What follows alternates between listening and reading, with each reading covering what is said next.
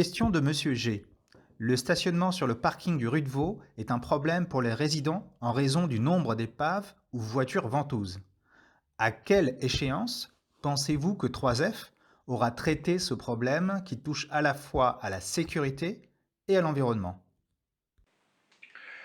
Je comprends la question de Monsieur G concernant ce stationnement et surtout concernant ces voitures qu'on dit ventouses, hein, c'est-à-dire qui restent sédentaires sur des parkings, non pas toujours avec des propriétaires qui habitent dans la résidence d'ailleurs. Euh, D'un autre côté, il faut savoir que les 3F, c'est une structure privée et que le public ne peut pas intervenir dans le privé de façon aussi simple. Néanmoins, il y a également une association de locataires et il y a une mairie. Alors, je pense que le mieux, c'est de réunir toutes les parties prenantes, à savoir l'association des locataires, les 3F et la mairie, pour discuter ensemble d'un plan d'action de façon à effectivement retirer toutes ces voitures qui gênent la circulation ou qui gênent le stationnement une bonne fois pour toutes. Et je serais même tenté de dire qu'on pourrait aller plus loin. Parce que quand on voit aujourd'hui les dépôts de décharges sauvages, et qui, je tiens à préciser, ne sont pas forcément des déchets qui proviennent des résidents, il va falloir faire quelque chose également. Donc, ce que je proposerais bien, ça serait effectivement une véritable concertation, un véritable travail de groupe entre la mairie, l'association des locataires et les 3F, de façon à éradiquer toutes ces nuisances, qu'elles soient visuelles ou qu'elles soient de circulation. Question de Madame M. Quel est votre plan pour conserver les commerces en centre-ville, rues commerciales et cœur de village? Alors effectivement, c'est une question intéressante que pose Madame M concernant le commerce, et je pense que c'est un point qui est intéressant aussi pour certains de mes concurrents qui parlent beaucoup de commerce et qui malheureusement ne maîtrisent pas les choses.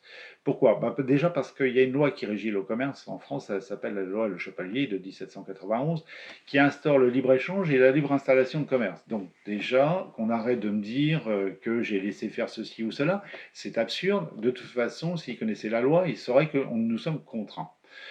Maintenant, en ce qui concerne les commerces qui disparaissent, effectivement, il y a des commerces qui disparaissent. Pourquoi? Parce qu'il y a aussi des entreprises qui meurent, parce que peu de chiffre d'affaires, parce que pas assez de clients, parce que peut-être mal organisés ou mal orientés une zone de chalandise.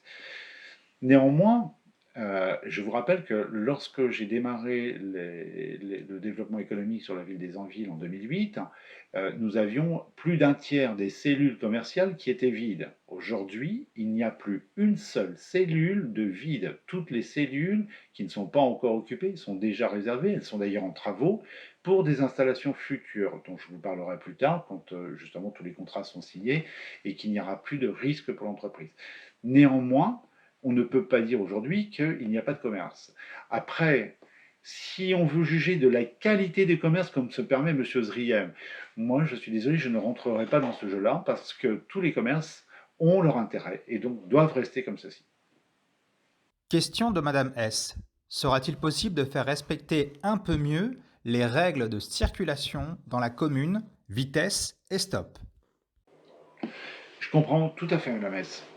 Euh, la sécurité routière, de toute façon, on la reverra dans le cadre du plan de circulation qui sera revu.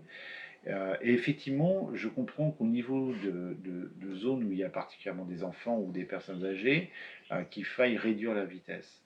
Néanmoins, même au-delà, qu'on aille sur le rond-point du centre, qu'on aille sur la gare, qu'on aille sur le quartier de la justice, il y a énormément de gens qui ne font vraiment aucune attention au code de la route. Donc effectivement, nous serons obligés de mettre des moyens coercitifs, c'est-à-dire que vous avez vu que dans le programme, on a mis des policiers municipaux supplémentaires, c'est justement pour pallier ces carences qui aujourd'hui, malheureusement, conduisent à des états d'esprit qui sont désastreux.